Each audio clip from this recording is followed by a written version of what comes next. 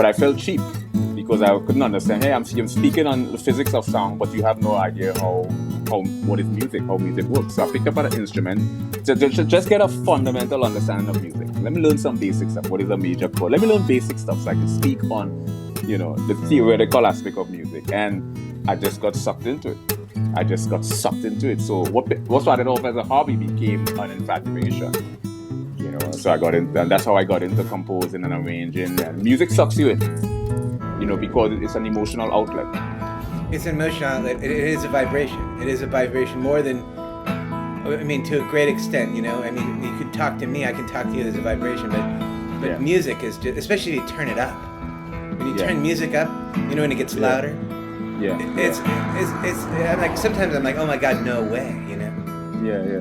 Music is a symphonic articulation of sound. And I got into music because